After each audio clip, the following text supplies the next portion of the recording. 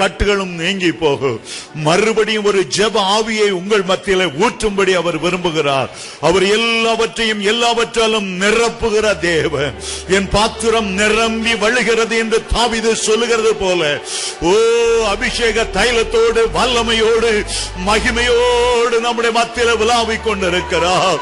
ஒவ்வொரு மேலும் அவர் தம்முடைய ஆவியை ஊற்றும்படி இன்றைக்கு வானங்கள் திறக்கப்பட்டிருக்கிறது, பரலோகம் திறக்கப்பட்டிருக்கிறது. நீங்கள் நினைக்கிறதற்கும் வேண்டிக் கொள்ளுகிறதற்கும் மிக அதிகமாய் அவர் ஆசீர்வதிக்க வல்லமை உள்ளவர். அப்படியே கைகளை உயர்த்தி கொள்ளுவோம். நிறைவானது வரும்போது, நிறைவான அவருடைய வல்லமை வரும்போது, நிறைவான அவருடைய அன்பு இறங்கி வரும்போது எல்லா குறைவுகளும் நம்மை விட்டு நீங்கி போகும். அப்படியே ஆண்டவரை மகிமைப்படுத்த போகிறோம். எங்களுடைய மத்தியில இறங்கி இறங்கி இறங்கி வாரும் ஆண்டவரே.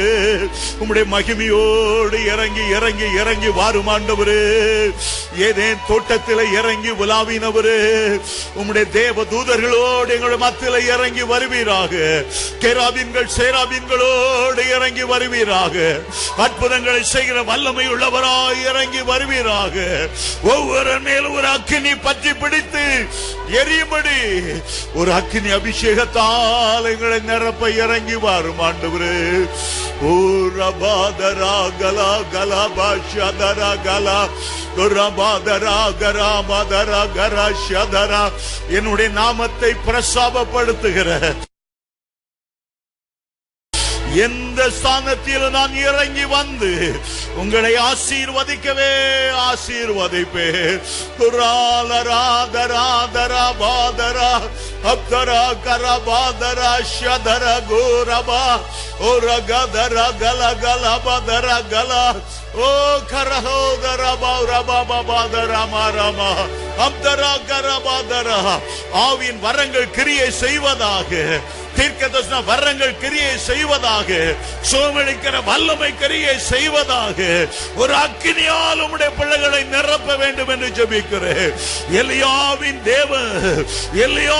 தேவன் இன்றைக்கு ஓ உம்முடைய வல்லமை குறைந்து போகவில்லை.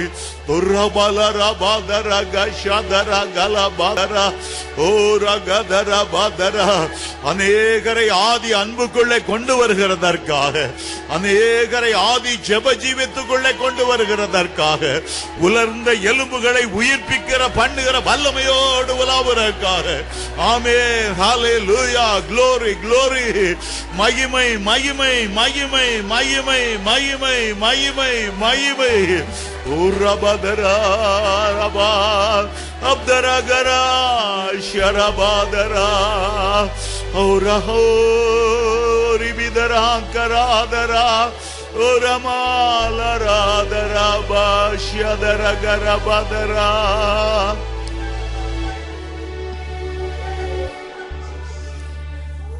தேவனே, நீ நல்லவர் என்று ருசிப்பதற்கு என்னுடைய வாழ்க்கையில கொடுத்த ஆயிரக்கணக்கான சந்தர்ப்பங்களுக்காக உமக்கு நன்றி.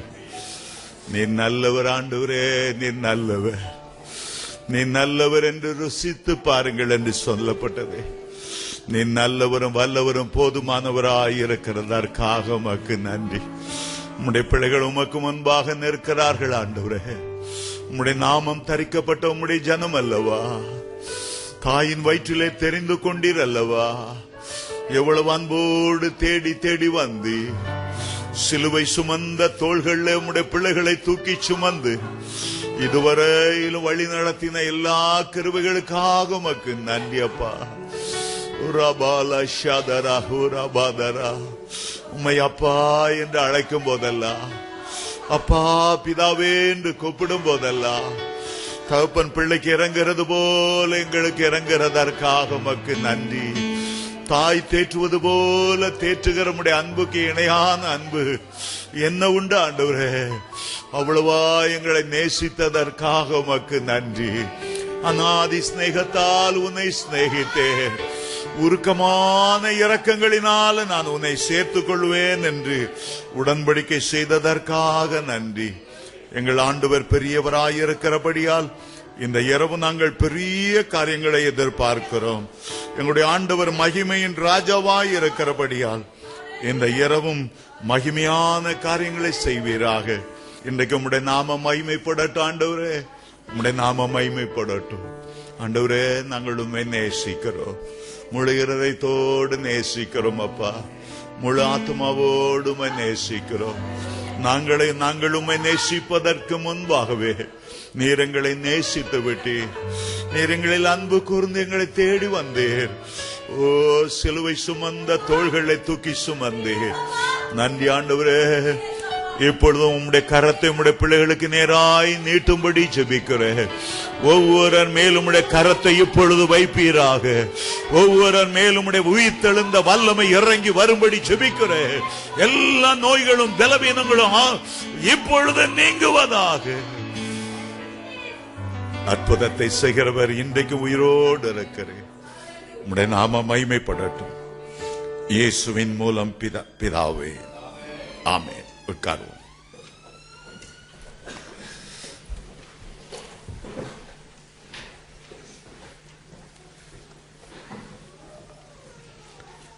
யாத்ராம புஸ்தகம்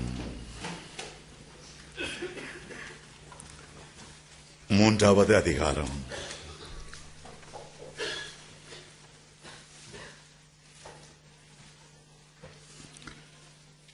ஒன்று முதல் 4 வசனங்களை நான் வாசிக்கிறேன்.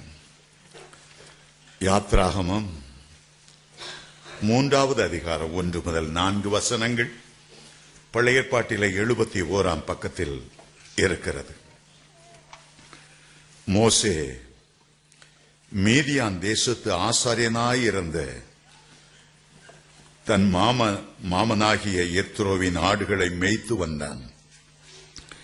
அவன் ஆடுகளை வனாந்தரத்தின் பின்புறத்திலே ஓட்டி தேவ பர்வதமாகிய ஓரேப் மட்டும் வந்தான்.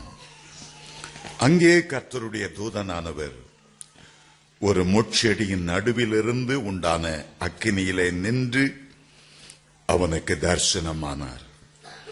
அப்பொழுது அவன் உற்று பார்த்தான். முட்செடி அக்கினியால் ஜுவாலித்து எரிந்தும் அது வெந்து போகாமல் இருந்தது. அப்பொழுது மோசே, இந்த முட்செடி வெந்து போகாதிருக்கிறது என்ன? நான் கிட்டே போய் இந்த அற்புத காட்சியை பார்ப்பேன் என்றான். அவன் பார்க்கும்படி கிட்டே வருகிறதை கர்த்தர் கண்டார். முட்செடியின் நடுவிலிருந்து தேவன் அவனை நோக்கி மோசே மோசே என்று கூப்பிட்டார். அவன் இதோ அடியேன் என்றான். மோசேனுடைய வாழ்க்கையில ஒரு பெரிய திருப்பத்தை உண்டு பண்ணின வேத பகுதியைத்தான் நாம் இங்கே படிக்கிறோம். மோசே என்ற பக்தன் தேவ மனிதன் என்று அழைக்கப்படுவதற்கு இந்த பகுதி மிகவும் முக்கியமானது. மோசேனுடைய வயது மொத்தம் 120 வயது வரை வாழ்ந்தவர் அவர். அந்த வயதை 3 பாகமாக பிரிக்கலாம். முதல் 40 வருடங்களும் பார்வோன் அரண்மனையில் அவர் இருந்தார். பார்வோன் குமாரத்தின் மகன் என்று அழைக்கப்பட்டார். எகிப்தின் சகல சாஸ்திரங்களிலும் கற்று தேர்ந்தவராயிருந்தார். 40ஆம் வயதிலே பிரச்சனை ஏற்பட்டது. பக்தி வைராக்கியத்தால் மோசே ஒரு எகிப்தியனை அடித்து கொண்ட போது அது பார்வோனுக்கு தெரிய வந்தது. ஆகவே மோசே தேசத்தை விட்டு ஓட வேண்டியதாயிற்று. மீதியான் தேசத்துக்கு வந்தார். அங்கே எத்ரோ எனப்பட்டவருடைய மகளை திருமணம் செய்து அடுத்த 40 ஆண்டுகள் ஆடுகள் மேய்க்கிறவராயிருந்தார். வாழ்க்கையில் அவ்வளவு ஏற்றத்தாழம், அவ்வளவு உயர்ந்த நிலைமையிலே பார்வோனுடைய அரண்மனையில் இருந்தவர் 40 ஆண்டுகள் ஒன்றுமில்லை என்று சொல்லப்படுகிற விதத்திலே ஆடுகளை மேய்த்து கொண்டிருந்தார். 80வது ஆண்டு ஆடுகளை மேய்த்து கொண்டு சீனாய் பர்வதத்துக்கு வந்த போது, ஓரே பர்வதத்துக்கு வந்த போது திடீரென்று ஒரு அற்புத காட்சியை பார்த்தார். முன்னால் ஒரு முட்செடி இருந்தது. அந்த முட்செடியிலே அக்கினி பற்றி எரிந்தது. சாதாரணமாக வனாந்தரத்தில் முட்செடியானாலும் சரி அல்லது மூங்கிலானாலும் சரி ஒன்றோடு ஒன்று உரசும்போது அக்கினி ஏற்படுவது சர்வசாதாரணமானது. ஆனால் இந்த அக்கினி வித்தியாசமான ஒரு அக்கினியாயிருந்தது. இந்த அக்கினியுடைய விசேஷம் என்ன? அந்த முட்செடி பற்றி எரிகிறது, ஆனால் அது எரிந்து சாம்பலாய் போய் விடவில்லை. உலக அக்கினியாய் அது இருக்கவில்லை. எல்லா குப்பை கூலங்களை எரித்து ஒன்றுமில்லாமல் போக செய்கிற அக்கினியாய் இல்லாமல் எவ்வளவுதான் பற்றி எரிந்தும் முட்செடி அப்படியே இருக்கிறதை அவர் கண்டார். ஆகவே அவருடைய உள்ளத்தில் ஒரு கேள்வி, இந்த அக்கினி எப்படிப்பட்ட அக்கினி? இந்த அக்கினியை நான் பக்கத்தில் போய் பார்க்கணும். அருமையான தேவனுடைய பிள்ளைகளே, உலகத்தில் பல அக்கினி இருக்கிறது. சூரியனிலிருந்து இடைவிடாமல் வருகிற அக்கினி இருக்கிறது. ஒரு லென்ஸை பிடித்து கீழே ஒரு பஞ்சை வைத்தால் பஞ்சு எரிந்து போகிறது. சூரியனிலிருந்து இடைவிடாமல் ஒரு அக்கினி, ஒரு உஷ்ணம் இறங்கி வருகிறது. அதுபோல சமைக்கிறதற்கு ஒரு வகை அக்கினியை நாம் பயன்படுத்துகிறோம். அதே நேரத்தில் அன்பையும் ஒரு அக்கினி, நேச அக்கினி என்று உன்னத பாட்டு 8ஆம் அதிகாரம் 6ஆம் வசனத்திலே பார்க்கிறோம். இன்றைக்கு எல்லாவற்றுக்கும் மேலாக பரலோகத்திலிருந்து வருகிற அக்கினி அபிஷேகமும் இருக்கிறது. பாருங்கள், ஷாத்ராக் மேஷாக் ஆபேத்நேகோவை கோபம் கொண்ட நேபுகாத் நேச்சார் அக்கினி சூளையில போடும்போது 1 மடங்கல்ல 7 மடங்கு சூடாக்க வேண்டும் என்று சொன்னார். 7 மடங்கு பயங்கரமான அக்கினி சூடாக்கி ஷாத்ராக் மேஷாக் ஆபேத்நேகோவை அருகில கொண்டு போன போது, கொண்டு போனவர்களை அந்த அக்கினி பட்சித்து போட்டது, கொன்று போட்டது. ஆனால் ஷாத்ராக் மேஷாக் ஆபேத்நேகோ போடப்பட்ட போது அந்த அக்கினியால் அவர்களுக்கு ஒரு சேதமும் ஏற்படவில்லை. அந்த அக்கினிக்கு ஏதோ அறிவு இருக்கிறது போல, ஏதோ கண்கள் இருக்கிறது போல, எந்த கட்டுகள் அவர்களை கட்டியிருந்ததோ அந்த கட்டுகளை மாத்திரம் அந்த அக்கினி சுட்டரித்து அதிலிருந்து விடுதலையாகினதை தவிர அவருடைய வஸ்திரத்தில் அது பலன் கொள்ளவில்லை, அவருடைய சரீரத்திலும் அது பலன் கொள்ளவில்லை. அவர்கள் அந்த அக்கினி சூளையில நடந்தார்கள் என்று வேதம் சொல்லுகிறது. பரலோக அக்கினி இறங்கி வரும்போது உலக அக்கினி செயல்படாமல் போய்விடும். பரிசுத்தாவின் அக்கினி இறங்கி வரும்போது உலக அக்கினியால தீட்டுப்படுத்த முடியாது. ஆகவேதான் ஏசாயா 43 2ஆம் வசனம் சொல்லுகிறது, நீ தண்ணீர்களை கடக்கும் போது நான் உன்னோடு இருப்பேன், ஆறுகளை கடக்கும் போது அது உன்மேல் புரளுவதில்லை, அக்கினியிலே நடக்கும் போது நீ வேகாதிருப்பாய், அக்கினி ஜுவாலை உன் பேரில் பற்றாது. அதற்கு காரணம் இயற்கை அக்கினிக்கு மேலான ஒரு அக்கினி இருக்கிறது. அந்த அக்கினி பரலோகத்திலிருந்து வருகிற அக்கினி, அது பரிசுத்தாவியானவராகிய அக்கினி. மத்தேயு 3:11 ஆண்டவர் சொன்னாரே, பரிசுத்தாவினாலும் அக்கினியாலும் உங்களுக்கு ஞானஸ்நானம் கொடுப்பேன் என்று. அப்படிப்பட்ட ஒரு பெரிய அக்கினி, அதைத்தான் அன்றைக்கு ஆண்டவர் மோசேக்கு வெளிப்படுத்தினார். அருமையான தேவனுடைய பிள்ளைகளே, அபிஷேகத்தில் ஒரு வகை அபிஷேகம் அக்கினி அபிஷேகம் என்று பெயர். ஆண்டவர் தம்முடைய பிள்ளைகளுக்கு அந்த அக்கினி அபிஷேகத்தை கொடுக்க வேண்டும் என்று பிரியப்படுகிறார். ஏன் தெரியுமா? அக்கினி மயமான சோதனைகள் வரும்போது, உடைய வாழ்க்கையில பிரச்சனைகளும் போராட்டங்களும் வரும்போது ஆண்டவருக்காக நீங்கள் நின்று பிடிக்க வேண்டும் என்பதற்காகத்தான் அந்த அக்கினி அபிஷேகத்தை அவர் போடுகிறார்.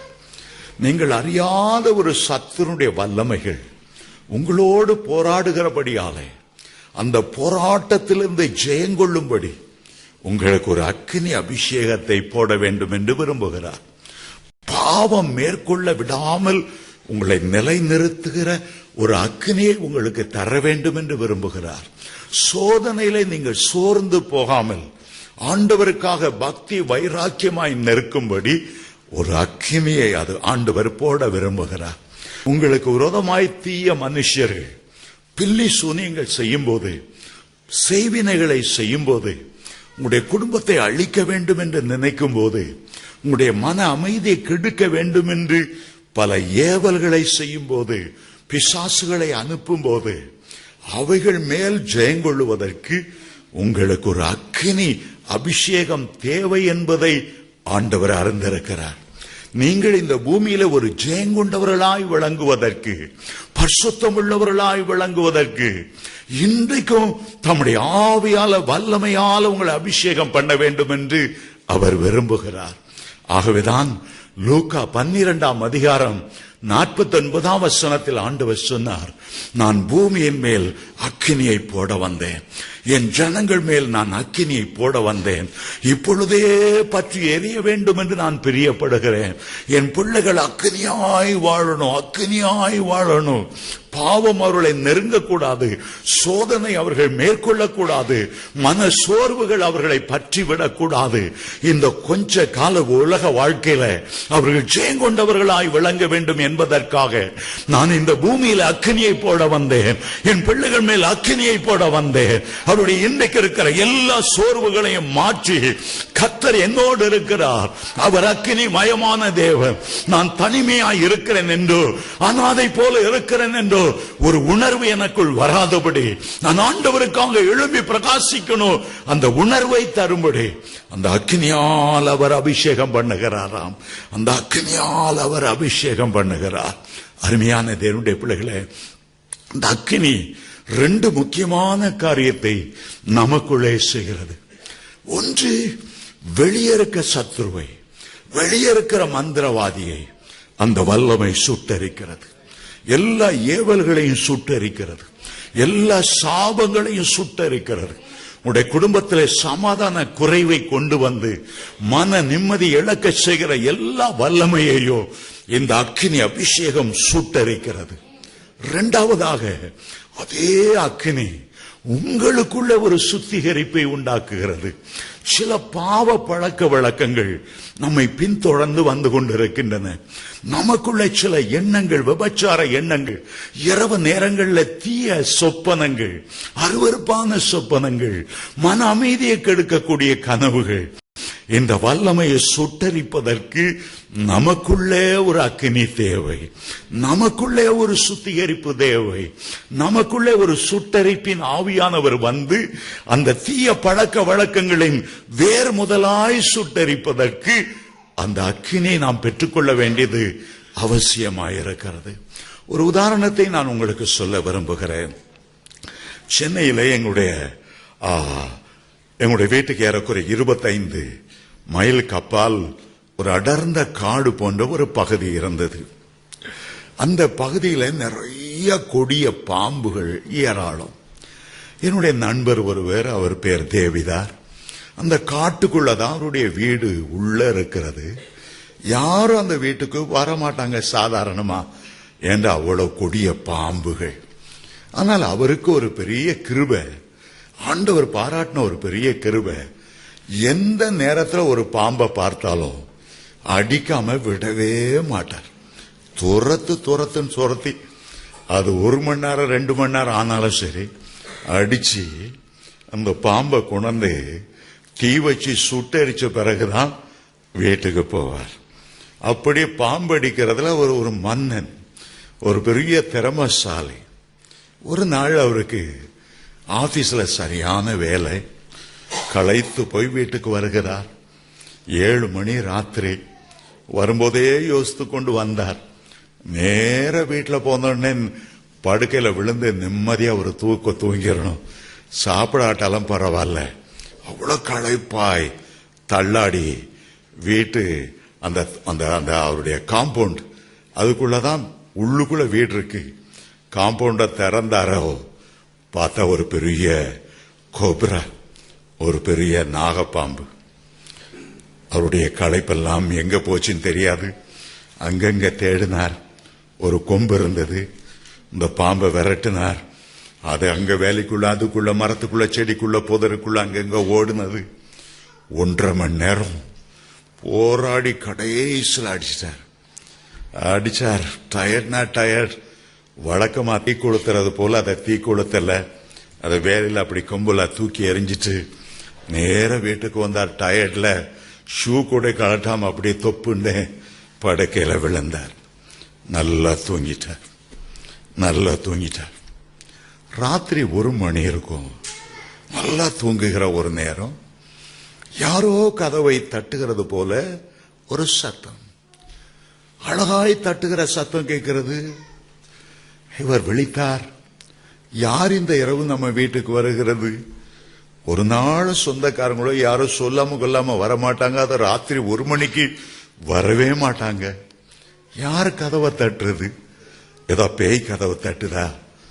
ஆகவே இவர் என்ன பண்ணினார், மெதுவா டார்ச் லைட்டை எடுத்தார்.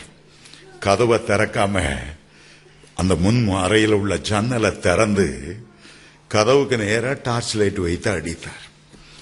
அடித்து பார்த்தபோது ஒரு பயங்கரமான ஒரு நாகப்பாம்பு சீறி கொண்டு படையெடுத்து கதவை கொத்திக் கொண்டே நின்று கொண்டிருக்கிறது. சீறுகிறது. டார்ச் லைட் விளக்கில அவனுடைய கண்கள் அப்படி அக்கினி போல கோப வெறியோடு.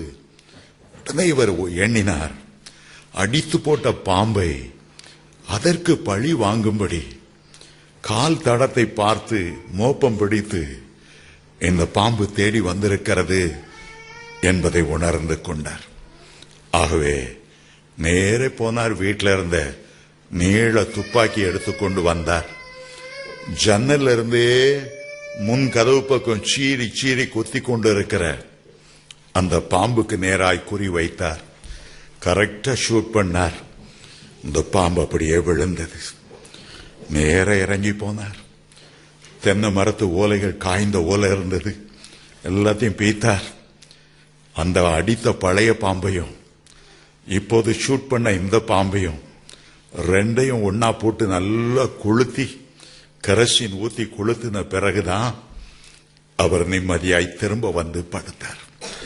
ஆகவேதான் நம்முடைய ஊர்களில் பாம்பு அடித்ததோடு நின்றுவிடக்கூடாது, அந்த பாம்பை தீ வைத்து கொளுத்தி விடணும் என்று சொல்லுவார்கள். அருமையான தேவனுடைய பிள்ளைகளே, ஒரு பயங்கரமான பாம்பு மனு குலத்தை பின்பற்றி கொண்டே வருகிறது. ஆதாம் ஏவாளை ஏமாற்றின வஞ்சித்த ஆதிசேஷன் என்ற பாம்பு காலா காலமாக மனிதனுடைய எதிரியாக வந்து கொண்டே இருக்கிறது.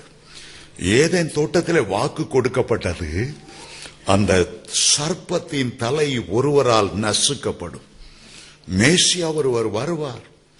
மனு குலத்தை வஞ்சித்துக் கொண்டிருக்கிற அந்த வலு சர்ப்பம் தன்னுடைய வாளை கொண்டு நட்சத்திரங்களையே கீழே இழுத்து போடக்கூடிய பயங்கரமான வலு சர்ப்பமாகிய சாத்தான், வஞ்சிக்கிற சாத்தான், ஏமாற்றுகிற சாத்தான், தந்திரமுள்ள சாத்தான் இன்றைக்கு அநேகருடைய சொப்பனங்களிலே இரவு நேரங்களிலே பாம்பு வருகிறது போல கனவுகளை காண்பார்கள். அப்படி வருகிறதென்றால் அதற்கு 2 காரியங்கள் அர்த்தம். ஒன்று, சில சாபங்கள் உங்களை பின்தொடர்ந்து வந்து கொண்டே இருக்கிறது. அடுத்தது, உங்களுடைய வாழ்க்கையில பிரச்சனையை கொடுப்பதற்காக சத்ரு வந்து கொண்டே இருக்கிறார். சில சர்ப்பங்களின் ஆவிகள் இரவு நேரத்தில் கண்டால் அதற்கு பிறகு மன நிம்மதி அநேகம் பேர் இழந்து போகிறது உண்டு. சாபங்களும் பில்லி சூனியங்களும் இந்த பாம்பின் வேஷத்தில் இரவிலே வருவதுண்டு. ஆகவே ஆண்டவர் என்ன செய்தார், மனிதனுக்கு மேலாய் ஏறி நின்ற அந்த சர்ப்பம், மனிதன் மேலே ஏறி அவனுடைய ஆளுகையை பெற்றுக்கொண்ட அந்த சர்ப்பம், அதை ஆண்டவர் சிலுவையில சந்தித்தார். அந்த தலைக்கு மேலாய் ஏறி நின்ற சர்ப்பத்தை தன்னுடைய காலின் கீழ் போட்டு அதை நசுக்கினார். சர்ப்பத்தின் தலையை நசுக்கினார். அவருடைய பாதங்கள் ஆணிகளால் கடாவப்பட்டத, அந்த பாதங்களை வழிந்த இரத்தம் தான் அந்த சர்ப்பத்தின் ஆவியை நசுக்கக்கூடியதாக இருந்தது.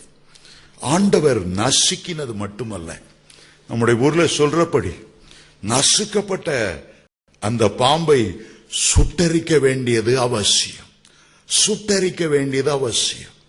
ஆகவேதான் பெந்தெகோஸ்தே நாள் வந்தபோது தேவ ஜனங்கள் மேல் ஒரு அக்கினி அபிஷேகத்தை ஆண்டவர் போடும்படி சித்தமானார். அப்போஸ்தலர் 2:4 அவர்கள் எல்லார் மேல பரிசுத்த ஆவியானவர் ஊற்றப்பட்டார் என்றும், அப்போஸ்தலர் 2:3 அக்கினி மயமான நாவுகள் ஒவ்வொரு மேலும் வந்து அமர்ந்தது என்றும் நாம் வாசிக்கிறோம். சிலுவையில ஆண்டவர் தலையை நசுக்கின அந்த பாம்பு குற்றுயிராய் நமக்கு முன்னால போடப்பட்டிருக்கிறது. ஆண்டவர் சொல்லுகிறார், நான் பாம்பின் தலையை மிதித்தேன், வலு சர்ப்பத்தை நான் ஜெயங்கொண்டேன், ஆனால் அதை சுட்டரிக்கக்கூடிய வல்லமையை நான் உனக்கு தருகிறேன், அதை சுட்டரிக்கக்கூடிய வல்லமை உனக்கு தருகிறேன். ஆகவேதான் தேவனுடைய பிள்ளைகளை தேவன் அக்கினியால அபிஷேகம் பண்ணுகிறார்.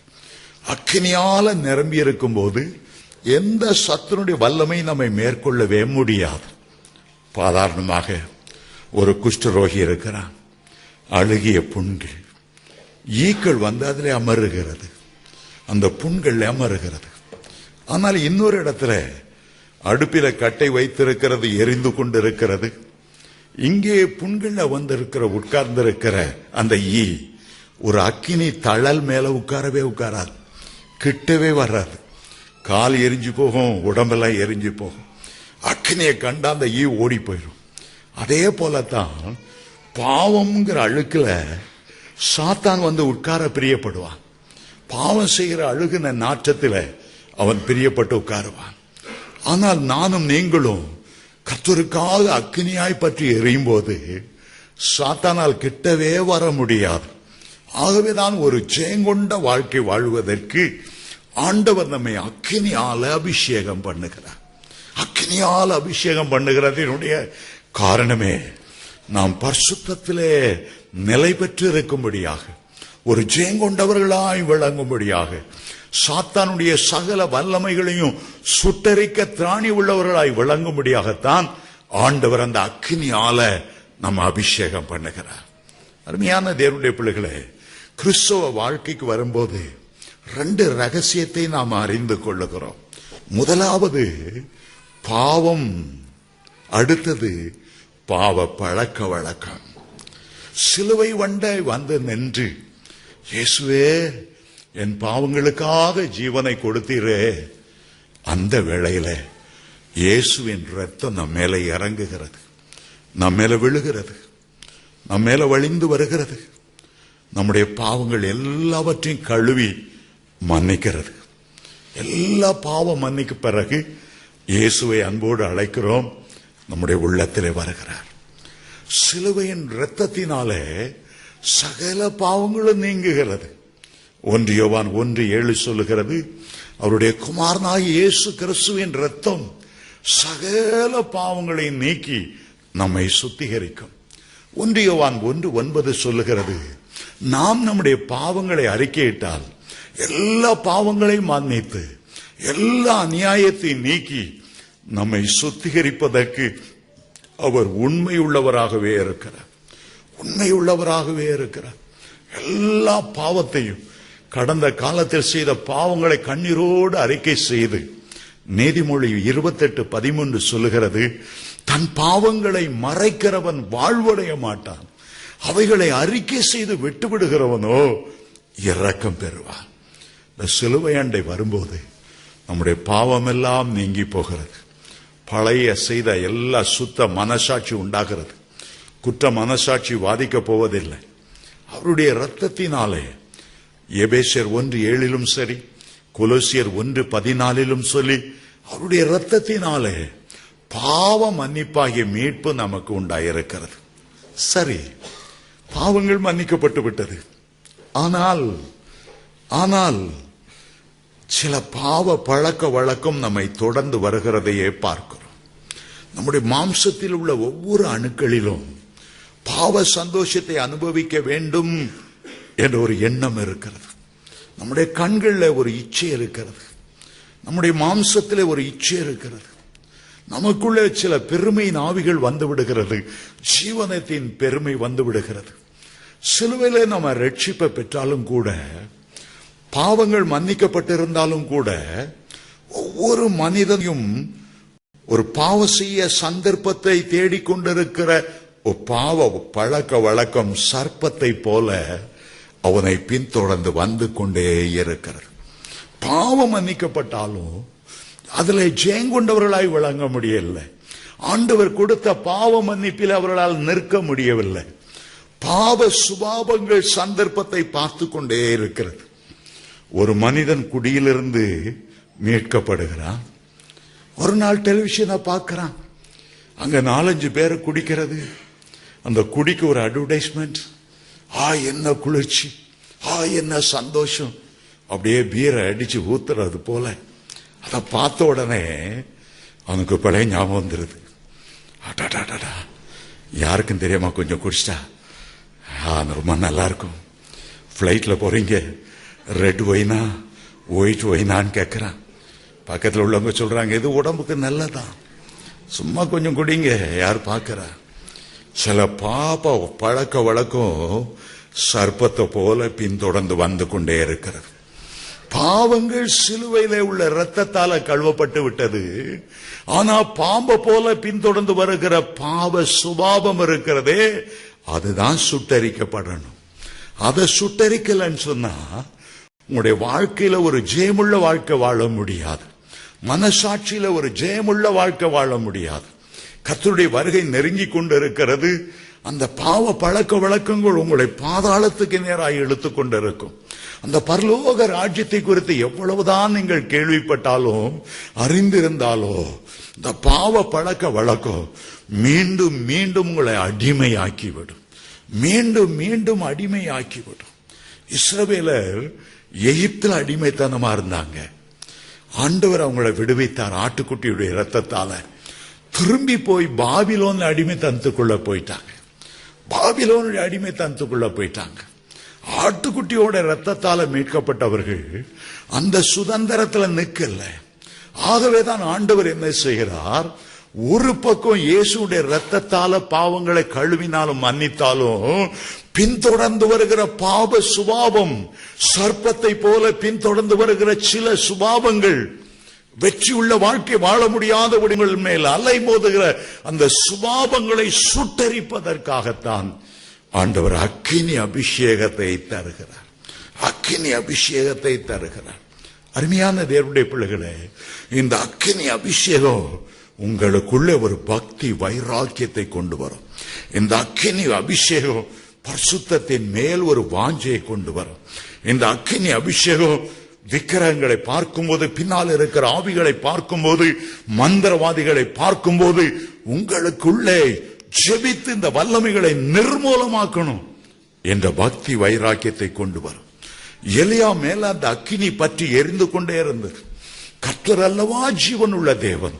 இந்த பாகால் தீர்க்கதரிசிகள் எல்லாம் ஜனங்களை ஒரு அருவருப்பான விக்கிரகத்துக்கு நேராய் வழி நடத்துகிறார்களே, நான் கர்த்தர் தேவன் என்று நிரூபிக்கணும். ஆகவேதான் தன்னை பக்தி வைராக்கியத்தால் நிரப்பிக் கொண்ட எலியா சொன்னார், அக்கினியால உத்தரவர் எழுகிற ஒரு தேவன் இருக்கிறார். அக்கினியால தேவனுடைய பிள்ளைகளை அபிஷேகம் பண்ணுகிற ஒரு தேவன் இருக்கிறார். அந்த தெய்வமே ஜீவனுள்ள தேவன். ஹல்லேலூயா. ஆகவே பலிபீடத்தை கட்டினார். பலிபீடத்தின் முன்பாக நின்று ஜெபித்தார்.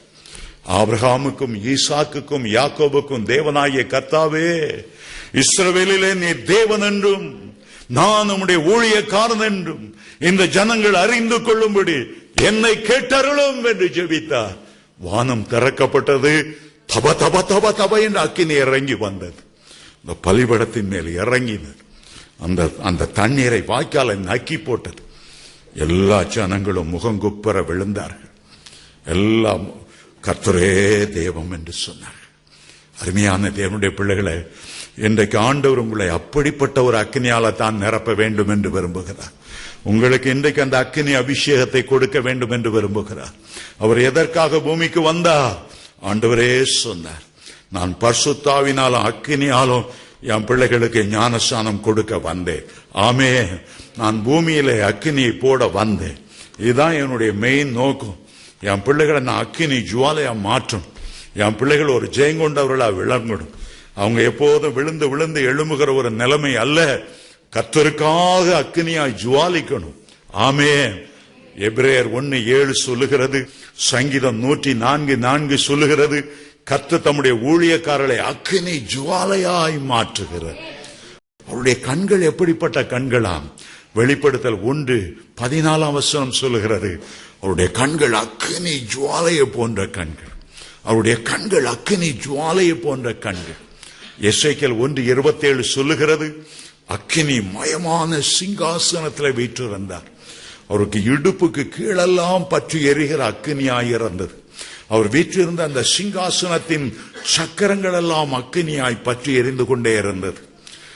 தானியேல் 7:9-10 சொல்லுகிறது, அவருக்கு முன்பாக அக்கினி நதி ஓடினது.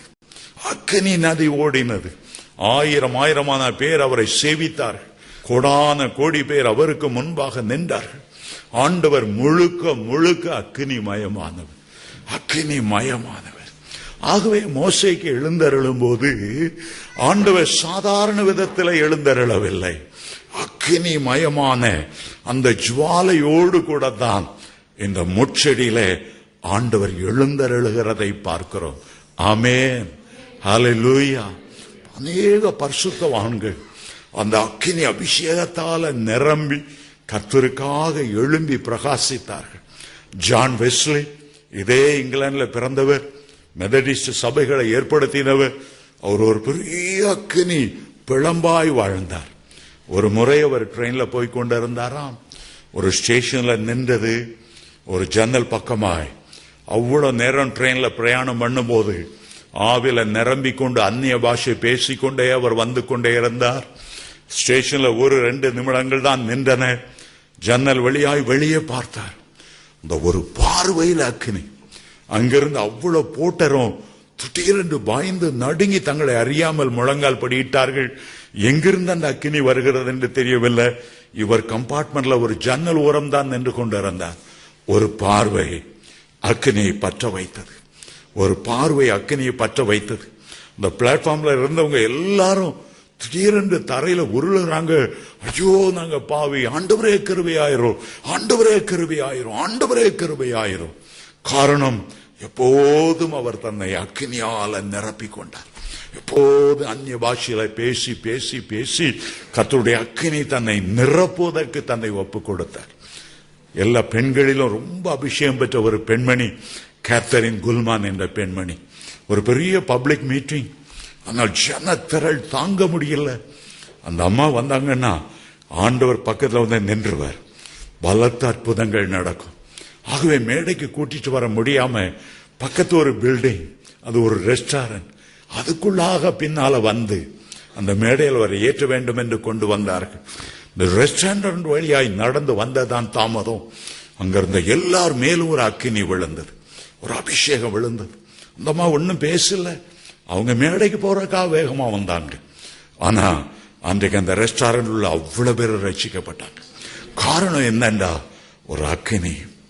அப்படி அக்கினியாய் ஆண்டவர் தம்முடைய பக்தர்களை பயன்படுத்தும் போது இந்த கடைசி காலத்தில் வந்திருக்கிற உங்களை என்னையும் ஆண்டவர் பயன்படுத்த மாட்டாரா? உங்களை ஒரு அக்கினி ஜுவாலையாய் மாற்ற மாட்டாரா?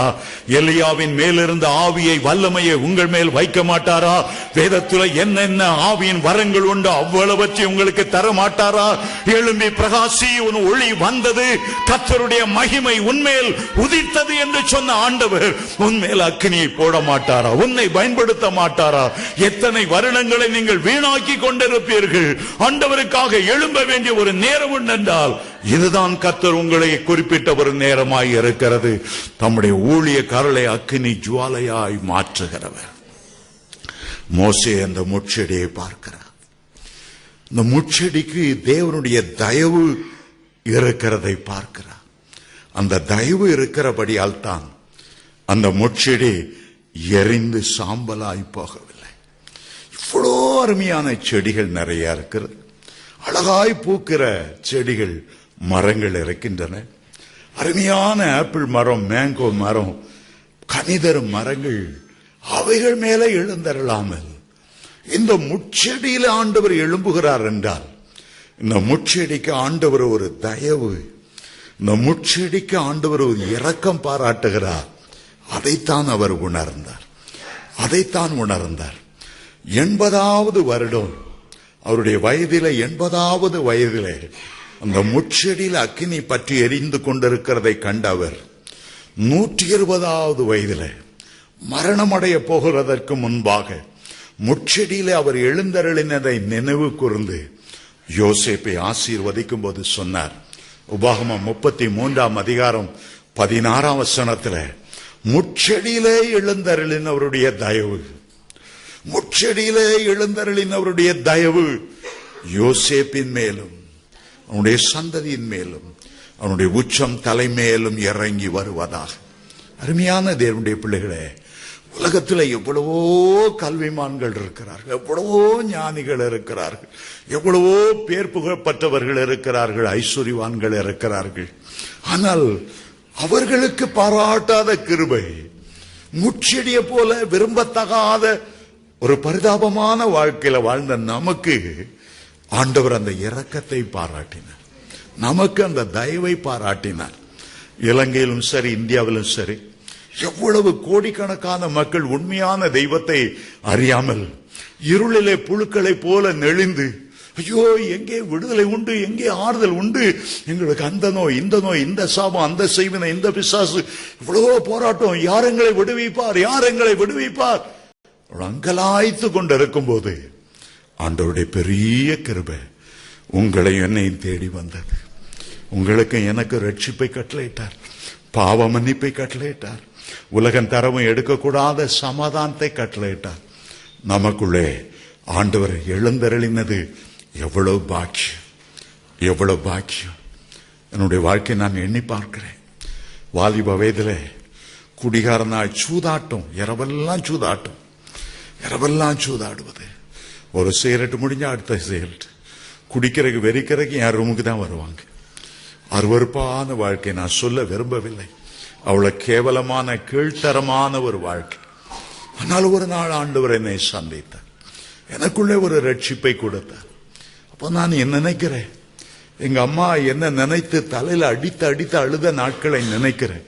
நீ ஏண்டா பிறந்தா என்று சொன்னார்கள், நீ செத்திருந்தா நலமாயிருக்குமே, தலையில அடிச்சு அவ்வளவு குடும்பத்துக்கு கேவலம். ஆனால் அந்த முட்செடியிலே எழுந்தருளினவர், ஒரு கனி இல்லாத, யாரும் விரும்பத்தகாத பாலைவனத்தில் வறண்ட நிலத்தில் நெருக்கிற அந்த ஒரு முள்செடி, அது ஒன்னும் பூக்கும், பெரிய அழகு பூவும் பூக்காது, எந்த கனியும் அதுல யாரும் விரும்பத்தகாதது, மற்றவங்களை குத்தி குத்தி வேதனைப்படுத்துகிறதான் ஒரு முள்செடி.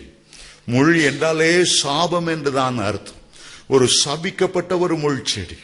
ஆண்டவர் சிருஷ்டிக்கும் போது முள்செடியை அவர் சிருஷ்டிக்கவில்லை, மனிதன் பாவம் செய்த பிறகுதான் இரண்டாவது சிருஷ்டிப்பாக, உன் நிமித்தம் இந்த பூமி சபிக்கப்பட்டிருக்கும், சபிக்கப்பட்ட பூமி முள்ளையும் கொறுக்கையும் முளைப்பிக்கும். அப்படி சாபத்தின் சின்னமான முள்செடியை ஆண்டவர் தெரிந்து கொண்டு அதிலே அக்கினியாய் எழுந்தருளி இருக்கிறார் என்றால் அது எவ்வளவு பெரிய ஆசீர்வாதம், எவ்வளவு பெரிய ஆசீர்வாதம். நான் ரட்சிக்கப்பட்ட பின்பு அநேக ஊழியக்காரர்களை பார்த்தேன், டிஜிஎஸ் தினகரனை பார்த்தேன், அவர்கள் மூலமாய் அற்புதங்கள் அடையாளங்கள் செய்கிறதை பார்த்தேன். அந்த நாட்களில் இன்னொரு தெய்வ மனிதன் இந்தியாவில் பல அற்புதங்களை செய்வார், அவருடைய மீட்டிங் எல்லாம் போவதுண்டு. அப்பதான் எண்ணுவது உண்டு, இவர்கள் மேல எழுந்தருளுகிற அந்த அக்கினி மயமானவர், இவர்களை பயன்படுத்துகிற அந்த அக்கினி மயமானவர், இவர்களுக்கு ஆவியின் வரங்களை கொடுத்திருக்கிற அந்த அக்கினி மயமானவர் என்னையும் ஒரு அக்கினி ஜுவாலையாய் மாற்ற மாட்டாரா, எனக்கு உள்ள ஆவியின் வரங்களை தரமாட்டாரா என்று எண்ணினது உண்டு. சாத்தான் சொல்லுவான், உனக்கு வரம் தருவார் ஆண்டவர், அப்படி உனக்கு என்ன அருகதை இருக்கு, நீ ஒரு முள் செடியா உங்க அம்மாவுக்கே இவ்வளவு ஒரு முள்ளா இருந்தா, உன் குடும்பத்துக்கே ஒரு முள்ளா இருந்தா, உன்ன மாதிரி ஒரு துரோகி உலகத்துல இருக்க மாட்டாங்க, உனக்காவது ஆண்டவர் ஆவியின் வரங்களை தருகிறதாவது. எப்போதும் என் பழைய வாழ்க்கையை சுட்டி காண்பித்து என்னை சோர்ந்து போவதுண்டு. ஆனால் ஒரு நாள் சங்கீத புத்தகத்தை வாசித்துக் கொண்டிருந்தேன்.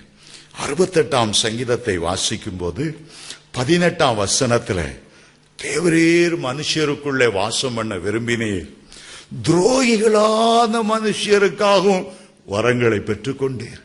வாசிச்ச உடனே எனக்கு இருந்த சந்தோஷம், அந்த துரோகிங்கிறதுல பேனாவில் ஒரு அண்டர்லைன் பண்ணேன். அது அப்படியே இந்த மார்ஜின்ல சாம் ஜெபத்துரை அப்படின்னு எழுதினேன். துரோகியான மனுஷருக்காக கூட ஆண்டவர் ஆவியின் வரங்களை வைத்திருக்கிறாராம்.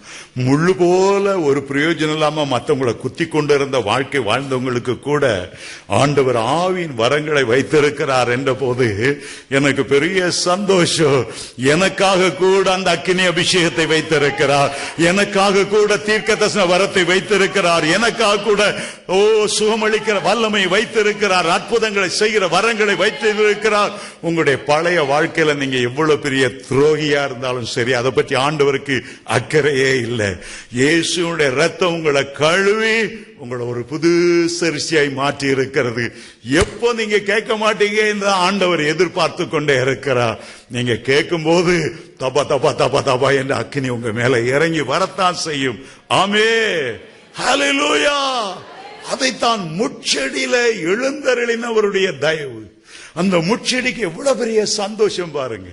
உலகத்தில் ஆயிரக்கணக்கான மரங்கள் இருந்தாலும், விதவிதமான இனிமையான காட்டு மரங்களுக்குள்ள கிச்சிலி மரம் போல அவ்வளவு கிச்சிலி மரம் இருந்தாலும் என்ன தெரிந்து கொண்டாராம் ஆண்டவர். எங்க குடும்பத்துல என்ன அபிஷேகம் பண்ணார், எங்களுடைய குடும்பத்துல மத்தவங்க ரட்சிக்கப்படல, ஆனா எனக்கு கிருபை பாராட்டினார், என்ன அபிஷேகம் பண்ணினார், என்ன அக்கினியால நிரப்பினார், நம்முடைய மகிமையான ஊழியத்தை செய்யும்படி ஆவியாலும் வல்லமையினால என்னை நிரப்பினார்.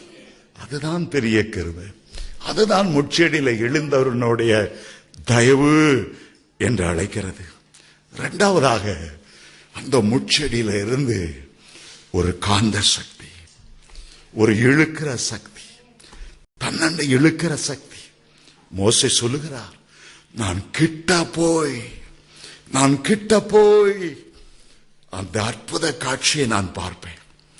நீங்க உங்கள ஒரு அக்கினி பற்றி எரியுமானா, அநேகம் பேர் இவர் மேல இந்த ஆவியின் வரம் இருக்கிறதா, நம்ம இவரு கிட்ட ஜோம் பண்ணா சோமாயிடுறாங்களாம, இவர்கிட்ட போனா சூனிய கட்டுகள் சரியாயிருதாம, இவர்கிட்ட போனா பைத்தியங்கள் தெளிஞ்சிருதாம, ஒரு ஈர்ப்பு சக்தி ஆண்டவர் உங்களுக்குள்ளே கொண்டு வருகிறார். ஹல்லேலூயா, ஹல்லேலூயா. அக்கினிக்கு ஒரு இழுக்கிற ஒரு சக்தி உண்டு, ஒரு இழுக்கிற சக்தி உண்டு. உன்னத பாட்டு 1:3 விதமாய் வேதம் சொல்லுகிறது, என்னை இழுத்துக்கொள்ளும். 3-4 வசனத்தில், உனக்கு பின்பாக நாங்கள் ஓடி வருவோம். இழுத்துக்கொள்ளும். கல்வாரி ஒரு பெரிய காந்தம், கல்வாரி ஒரு பெரிய காந்தம். ஆண்டவர் சொல்லுகிறார், நான் உயர்த்தப்பட்டிருக்கும் போது சகலரையும் என் பக்கமாய் இழுத்துக் கொள்வேன், சகலரையும் என் பக்கமாய் நான் இழுத்துக் கொள்வேன். அக்கினி அபிஷேகமும் ஒரு காந்தம். அந்த அக்கினி பற்றி எரியும் போது கிட்டே போய் இந்த அற்புத காட்சியை பார்க்கணும். ஜனங்களை ஆண்டவரண்டை நீங்கள் வழி நடத்துவதற்கு, ஆத்துமாக்களை கர்த்தரண்டை திருப்பி கொண்டு வருவதற்கு உங்களுக்கு அந்த அக்கினி அபிஷேகம் மிகவும் தேவை. அந்த அக்கினியால் நிரம்பி இருக்கும் போது நீங்கள் ஆத்துமாக்களை தேடி போக வேண்டியதில்லை, அவர்களே உங்கள் அண்டை வருவார்கள். ஏசாயா 60ஆம் அதிகாரத்தை வாசிச்சு பாருங்க. முதல் வசனம் சொல்லுகிறது, எழும்பி பிரகாசி, உன் ஒளி வந்தது, கர்த்தருடைய மகிமை உன் மேல் உதித்தது. 2ஆம் வசனம் சொல்லுகிறது, இருள் பூமியையும் காரிருள் ஜனங்களை மூடும், உன்மேல் கர்த்தர் உதிப்பார், உன்மேல் அவருடைய மகிமை காணப்படும். 3ஆம் வசனம் வாசித்து பாருங்கள், உன்னிடத்திலே உதித்திருக்கிற வெளிச்சத்தை தேடி ஜாதிகள் ஜனங்கள் உன்னண்டை வருவார்கள், ராஜாக்கள் உன்னை தேடி வருவார்கள். இப்படி ஒரு அபிஷேகம் இந்த ஆள் மேல இருக்குதாமே, இப்படி ஒரு அக்கினி இந்த ஆள் மேல இருக்குதாமே, ஜனங்கள் தேடி வருவார்கள் என்று வேதம் சொல்லுகிறது. ஆமென், ஹல்லேலூயா. இன்றைக்கு உங்களுடைய வாழ்க்கையிலும் அப்படி ஒரு மாறுதலை கொண்டு வரப்போகிறார். எத்தனையோ வருஷங்கள் வீணாய் போய்விட்டன, ஆனால் இந்த ஆண்டில இந்த கூட்டங்கள் மூலமாக ஒரு பெரிய திருப்பத்தை ஆண்டவர் உங்களுடைய வாழ்க்கையில தரப்போகிறார். ஒரு அக்கினி அபிஷேகம் என்பது சாதாரணமான காரியம் அல்ல. ஒரு நோக்கத்தோடு எதிர்பார்ப்போடு தேவன் தம்முடைய தாசனுக்கு இந்த தலைப்பை கொடுத்து, பிரதர், அக்கினி அபிஷேகத்தால எங்க ஜனங்கள் நிரப்பப்படணும். ஒரு ஜீல், ஆவிக்குரிய வைராக்கியம், உடைய பிள்ளைகளுக்குள்ள இறங்கி வரணும். இந்த கடைசி நாட்கள்ல அநேகம் பேரை ஆண்டவர் தமக்கென்று எழுப்பி கொண்டிருக்கிறார். ஊழியக்காரர்களை எழுப்பி கொண்டிருக்கிறார். தேசத்தை அசைக்கிற தெய்வீக வல்லமையுள்ள ஜனங்களை ஆண்டவர் எழுப்பி கொண்டிருக்கிறார். அபிஷேகம் பெறுகிறார்கள், வல்லமையாய் ஊழியம் செய்கிறார்கள். திரளான ஜனங்களோடு கர்த்தருடைய ராஜ்யத்துக்குள்ள பிரவேசிக்க அவர்கள் அதிக வைராக்கியம் கொண்டிருக்கிறார்கள். இது உங்களுடைய நேரம். கேட்க வேண்டிய உங்களுடைய கடமை. அக்னியால நிரப்ப வேண்டியது என்னுடைய ஆண்டவருடைய கடமை.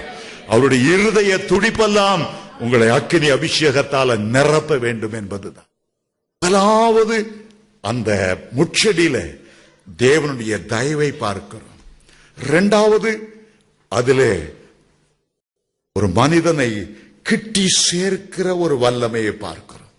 கிட்டி சேர்க்கிற ஒரு வல்லமையை பார்க்கிறோம். நாங்கள் அருகிலே சென்று என்ன நடக்கிறது பார்க்க போகிறோம். அக்னியை பார்க்க போகிறோம். அதிசய காட்சியை பார்க்க போகிறோம். மூன்றாவதாக அந்த அக்னியிலிருந்து ஒரு சத்தம் வருகிறது. மோசே மோசே. ஆண்டவர் பேர் சொல்லி அழைத்தார். ஆண்டவர் பேர் சொல்லி அழைத்தார். ஊழியத்துக்கான ஒரு அழைப்பு. என் ஜனங்கள் எகிப்திலே படாத பாடுபடுகிறார்கள். ஆளோட்டுகளினால் வேதனைப்படுகிறார்கள். செங்கல் சுடும்படி கடினமாய் பார்வோன் வேலை வாங்குகிறார். செங்கல் சுடுவதற்கான வைக்கோல் கூட கொடுக்கவில்லை. ஆளோட்டிகளால் அடிக்கப்படுகிறார்கள். ஆண் பிள்ளைகளை கொண்டு நதியிலே போட வேண்டும் என்று சட்டம் கொண்டு வருகிறார். என் ஜனங்கள் கூக்குரலை நான் கேட்டேன். மோசே மோசே, என் ஜனத்தை விடுதலை ஆக்கும்படி உன்னை நான் தெரிந்து கொண்டேன். ஒரு நோக்கத்தோடு உன்னை மீட்புக்குள்ளே கொண்டு வந்தேன். ஒரு நோக்கத்தோடு இந்த முட்செடியின் அருகிலே கொண்டு வந்தேன். ஆண்டவர் தன்னுடைய இருதயத்தின் பாரத்தை பகிர்ந்து கொண்ட ஒரு இடம்தான் அந்த முட்செடியின் அக்கினி. இன்றைக்கும் ஆண்டவர் தன்னுடைய உள்ளத்தின் பாரத்தை உங்களோடு பகிர்ந்து கொள்ள விரும்புகிறார். ஏசாயாவை பார்த்து தரிசனம் கொடுத்து சொன்னார், ஏசாயாவே, யாரை நான் அனுப்புவேன்? யார் என் காரியமாய் போவார்? தேவ பிள்ளைகளே, இன்றைக்கும் ஆண்டவருடைய அழைப்பு உங்களை நோக்கி வருகிறது. பாஸ்டர் அவர்கள் சொன்னார்கள், இதே ஆலயத்தில் ஸ்பர்ஜன் என்ற ஒரு மாபெரும் தேவ மனிதன் 100 ஆண்டுகளுக்கு முன்பாக நின்று பிரசங்கித்த ஒரு ஆலயம் இன்றைக்கு வெறுமையாய் கிடக்கிறது, பாழடைந்து கிடக்கிறது. வெள்ளைக்காரர்கள் எல்லாம் குளிர்ந்து போய்விட்டார்கள்.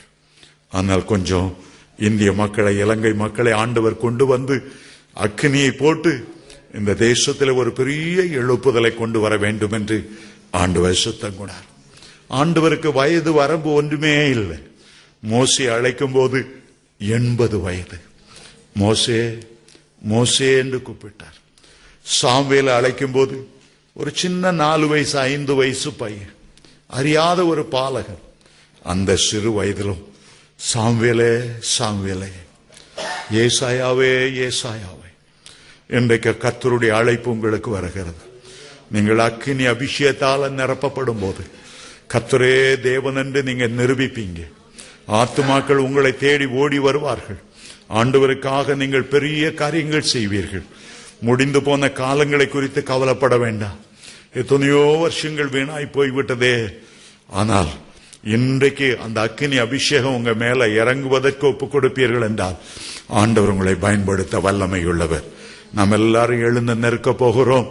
அக்கினி மயமானவருக்கு முன்பாகத்தான் நாம் எழும்பி நிற்க போகிறோம். பரிசுத்தாவினாலும் அக்கினியால் உனக்கு ஞானஸ்நானம் கொடுப்பேன் என்று வாக்களித்தவருக்கு முன்பாகத்தான் எழுந்து நின்று கொண்டிருக்கிறோம். நான் பூமியிலே அக்கினியை போட வந்தேன், அது இப்பொழுதே பற்றி எரிய வேண்டும் என்று அங்கலாய்த்தவருக்கு முன்பாக, ஓ இப்பொழுதே பற்றி எரிய வேண்டும் என்று விரும்புகிறேன் என்று தன்னுடைய உள்ளத்தின் வாஞ்சையை வெளிப்படுத்தினவருக்கு முன்பாக நாம் நின்று கொண்டிருக்கிறோம். மேல் வீட்டறையிலே அக்கினி மயமான நாவுகளோடு இறங்கி வந்த ஆண்டவர் இன்றைக்கு உங்களுடைய மத்தியிலே இறங்கி வர வேண்டும் என்று பிரியப்படுகிறார். ஆண்டவரை பார்த்து ஒரு சின்ன ஜெபம் செய்ய போகிறீர்கள்.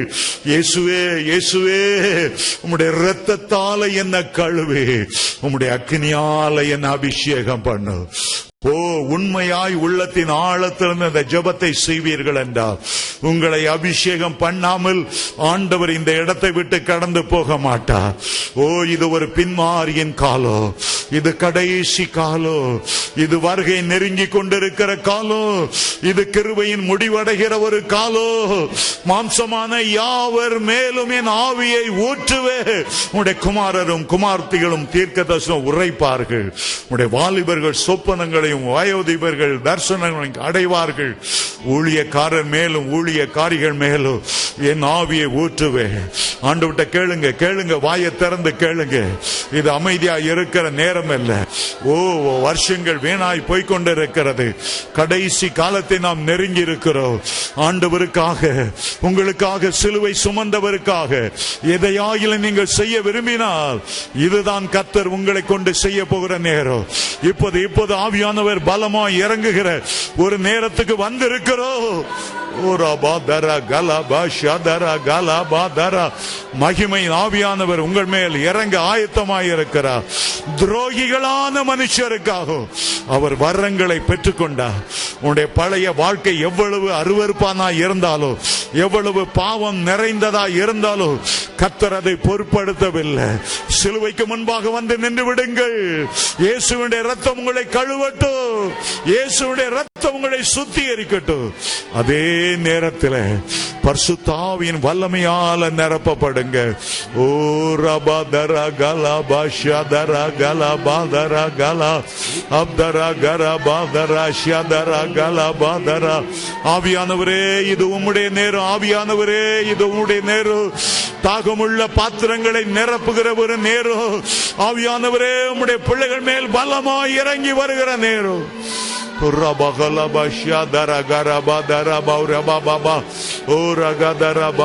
அப்படியே ஆண்டவரை சோத்தறீங்க. கைகளை உயர்த்தி ஆண்டவரை சோத்திரம் பண்ணுங்க.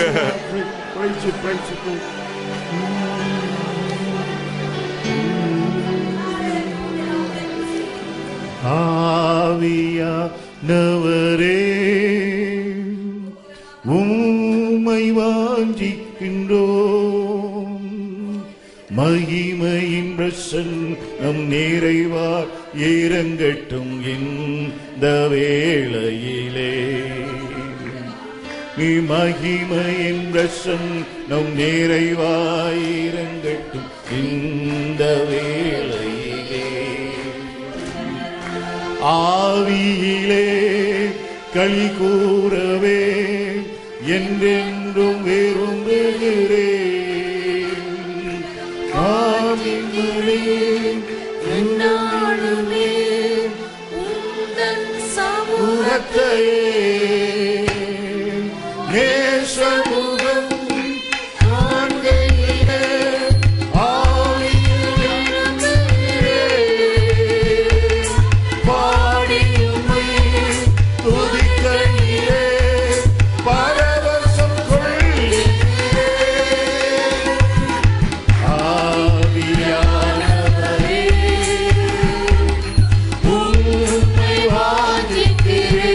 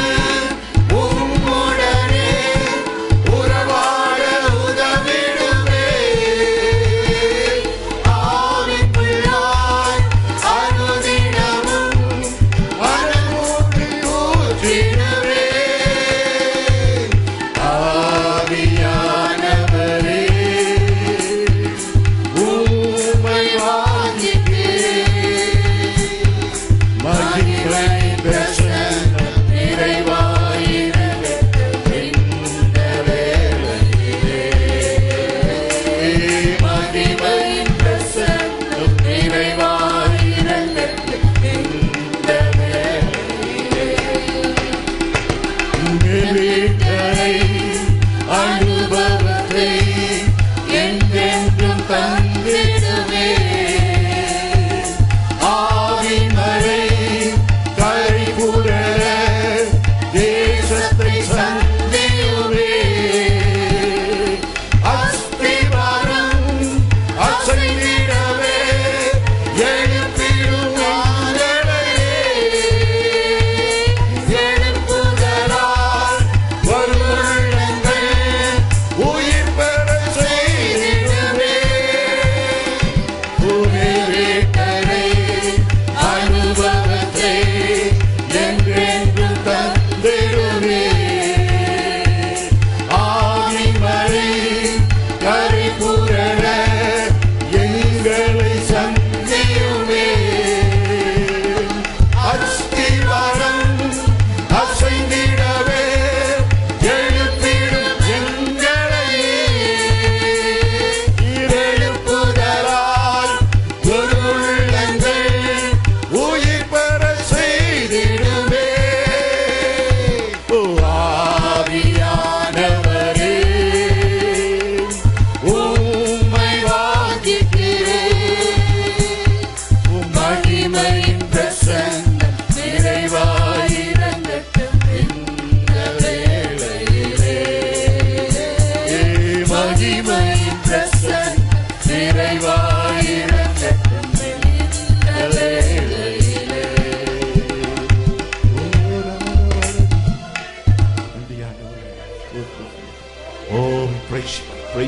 இந்த இடம் முழுவதும் கர்த்தருடைய மகிமையால நிரம்பி இருக்கிறது. நம்முடைய மத்தியிலே இயேசு கிறிஸ்து 2 கரங்களையும் நீட்டினவராய், காயப்பட்ட 2 கரங்களையும் நீட்டினவராய் ஒவ்வொருவருக்கு முன்பாக நின்று கொண்டிருக்கிறார். அவருடைய கண்கள் உன்னை கூர்ந்து நோக்கி கொண்டிருக்கிறது. அவருடைய அக்கினி மயமான கண்கள் உன்னை நோக்கி கொண்டிருக்கிறது. இப்படிப்பட்ட ஒரு வேளைக்காக அவர் ஆவலோடு எதிர்பார்த்து கொண்டிருந்தார்.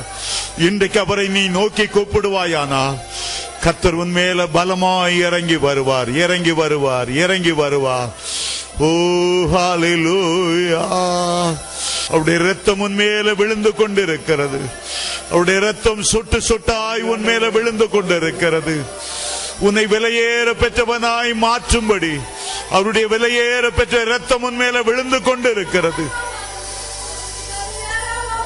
நம்முடைய இரத்தத்தால கழுவி, நம்முடைய இரத்தத்தால கழுவி, இயேசுவே தேவகுமாரனே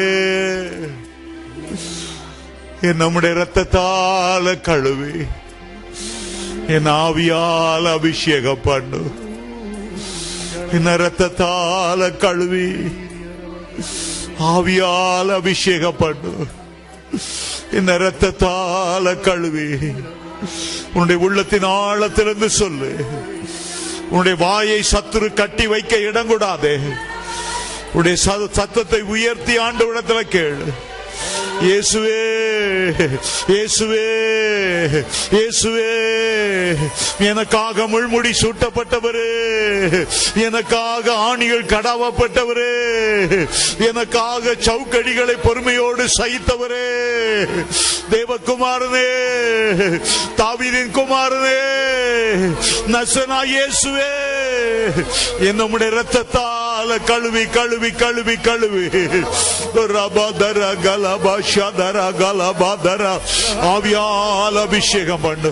கேட்கிற எவனும் பெற்றுக் கொள்ளுகிறார், கேட்கிற எவனும் பெற்றுக் கொள்ளுகிறாள், கேட்கிற எவனும் பெற்றுக் கொள்ளுகிறார். கர்த்தர் நம்மில் ஒருவருக்கும் தூரமானவர் அல்ல. நீ ஆண்டவருக்கு தூரமானவனாய் எண்ணிக்கொண்டிருந்தாலும் அவர் உனக்கு தூரமானவர் அல்ல. அவர் உனக்கு தூரமானவர் அல்ல. உன்னுடைய அருகிலே வருகிறார், உன் அருகிலே வருகிறார். அவருடைய கையில அபிஷேக தைலம் இருக்கிறது, அவருடைய கையில அக்கினி அபிஷேகம் இருக்கிறது. உன்னுடைய அருகிலே வருகிறார், அந்த அபிஷேக தைலத்தை உன் மேல ஊற்றுகிறார். ரிசி ஓபரபதர கலபதர துர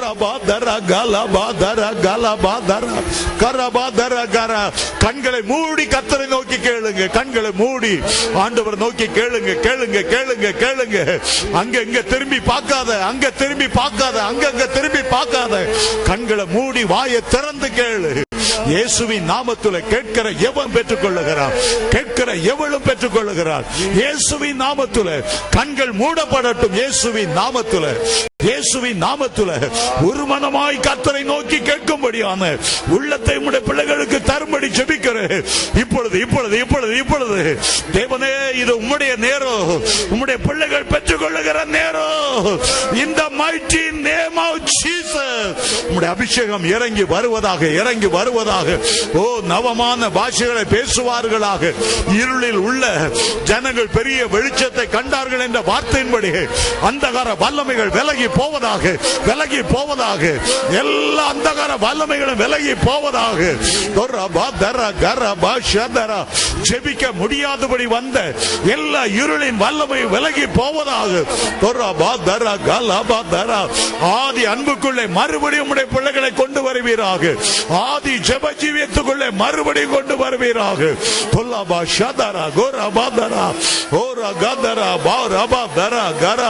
கர்த்தருடைய மகிமை மூடுகிறக்காய் நன்றி. கர்த்தருடைய சட்டைகள் விரித்திருக்கிறக்காய் நன்றி. கர்த்தருடைய கரம் நீட்டப்பட்டிருக்கிறக்காய் நன்றி. அக்கினி அபிஷேகம் ஒவ்வொரு மேலும் கடந்து வரட்டு. இயேசுவின் நாமத்திலே தேவ பிள்ளைகள் பெற்றுக் கொள்வார்களாக. தேவ பிள்ளைகள் பெற்றுக் கொள்வார்களாக. ஆவியை அனல் மூட்டி எழுப்பி விடுவீராக. ஆவியின் வரங்களை அனல் மூட்டி எழுப்பி விடுவீராக. அந்நிய பாஷை வரங்கள் தாண்டவர் உள்ளத்திலிருந்து நீரூற்று பொங்குவது போல ஆவியின் வரங்கள் பொங்கி வர வேண்டும் என்று ஜெபிக்கிறேன். ஆவியின் வரங்கள் பொங்கி வர வேண்டும் என்று ஜெபிக்கிறேன். ஓ, நீரூற்றிலே தண்ணீர் பொங்கி வருவது போல அந்நிய பாஷை பொங்கி வர வேண்டும் என்று ஜெபிக்கிறேன். அக்கினி இயேசுவின் நாமத்திலே அக்கினி இறங்கி வரட்டும் ஆண்டவரே. எலியாவின் தேவனே, எலியாவின் ஜெபத்தை கேட்டவரே, தம்முடைய பிள்ளைகளை அக்கினி ஜுவாலையாக்கும்படி ஒவ்வொருவரை நிரப்பும்படி ஜெபிக்கிறேன். ஒவ்வொருவரை நிரப்பும்படி ஜெபிக்கிறேன். இது பின்மாறி காலம் அல்லவா?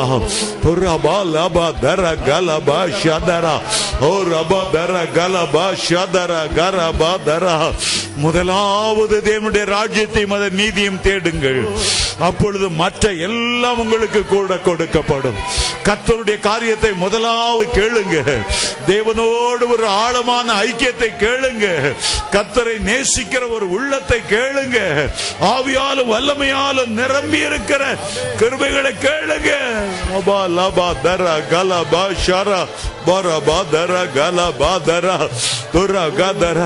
தீர்க்கதரிசன அபிஷேகத்தை கொடு ஆண்டவரே. யார் யார் கேட்கிறார்களோ, யார் யார் வாஞ்சிக்கிறார்களோ, தீர்க்கதரிசன வரத்தை கொடுப்பீராக. ஓ, உம்முடைய நாமம் மகிமைப்படும்படி கர்த்தருடைய ஆவியானவர் இறங்க வேண்டும் என்று ஜெபிக்கிறேன். யார் யார் யார் யார் எனக்கு சுகமளிக்கிற வரம் வேணும், என் கைகளோடு கர்த்தருடைய கரம் இணைந்திருக்கணும். நாம் பாரத்தோடு ஜெபிக்கும் போது என் கைகளை கர்த்தர் பயன்படுத்தணும். என் கைகள் அந்த சுகமளிக்கிற வல்லமை ஒரு மின்சாரம் போல மற்றவர்கள் மேல் கடந்து செல்லணும். யார் யார் ஜெபிக்கிறார்களோ இயேசுவின் நாமத்தில் அவர்கள் பெற்றுக்கொள்ளட்டும். அவருடைய கைகளை கொண்டு அற்புதங்களை அடையாளங்களை செய்ய ஆண்டவரே. பவுலின் கைகளை கொண்டு விசேஷ அடையாளங்களை செய்தவர், பவுலின் கைகளை கொண்டு விசேஷ அற்புதங்களை செய்தவர். உம்முடைய பிள்ளைகளை பயன்படுத்தும் பயன்படுத்தும் பயன்படுத்தும் பயன்படுத்தும். உம்முடைய கரங்களை ஒரு கனமுள்ள பாத்திரமாக ஏந்தி பயன்படுத்தும் ஆண்டவரே. ஒவ்வொருவரையும் பயன்படுத்தும் பயன்படுத்தும் பயன்படுத்தும். இந்த இடத்தில் ஊழியக்காரர்கள் எழும்புவார்களாக, மிஷனரிகள் எழும்புவார்களாக, ஜெப வீரர்கள் எழும்புவார்களாக, ஆத்தும ஆதாயம் செய்கிறவர்கள் எழும்புவார்களாக. இந்த இடத்தில் சுவிசேஷர்கள் எழும்புவார்களாக.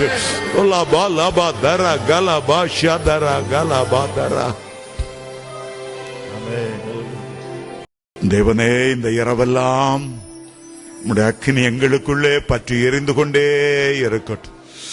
இரவிலே சொப்பனங்கள் மூலமாய், தரிசனங்கள் மூலமாய் எங்களோடு பேசுவீராக. பரலோகம் எங்களுக்கு நேராய் திறந்திருக்கட்டும் ஆண்டவரே. நான் நித்திரை பண்ணினேன், என் ஆத்மாவோ விழித்திருந்தது. நேச தட்டுகிற சத்தத்தை கேட்டேன். ஒரு விழிப்புள்ள ஜெப ஜீவியத்தை தாரு ஆண்டவரே. ஒரு விழிப்புள்ள ஜெப ஜீவியத்தை உம்முடைய பிள்ளைகளுக்கு தாரும் ஆண்டவரே. இன்னும் உம்முடைய அன்பை ருசிக்கட்டும். இன்னும் உம்முடைய கைகளை பிடித்து ஆழமான ஆவிக்குரிய அனுபவங்களுக்குள்ளே கடந்து வரும்படி கர்த்தர் கிருபை செய்வீராக. உம்முடைய ஜனத்தை ஆசீர்வதி. இயேசுவின் மூலம் பிதாவே, ஆமென். ஆமென். உட்காருவோம். மீதி நேரத்தை பிஷப் ஐயா கையில கொடுக்கிறோம். சில புத்தகங்களை கொண்டு வந்தேன். மரித்த மறுவினாடி, ரொம்ப ஆவிக்குரிய ரகசியங்கள் நிறைந்த ஒரு புத்தகம். அதுபோல நித்தியம் டு நித்தியம் செய்தி கேசட்டுகள் 5 பிரசங்கங்களை ஒரு சீடியில போட்டு 5 விதமாய் நூற்றுக்கணக்கான செய்திகள், பாடல் சீடிகள் இருக்கிறது. பெற்றுக்கொள்ளுங்கள். நாளைக்கு தொடர்ந்து இந்த அக்கினி அபிஷேகத்தை குறித்து 4 நாளும் கர்த்தருடைய செய்தி கொடுக்கவிருக்கிறேன். ஆகவே இன்றைக்கு வந்தவர்கள் இந்த 4 நாளும் நீங்கள் தொடர்ந்து வரும்படி இயேசுவின் நாமத்திலே நான் கேட்டுக்கொள்ளுகிறேன். ஆமென்.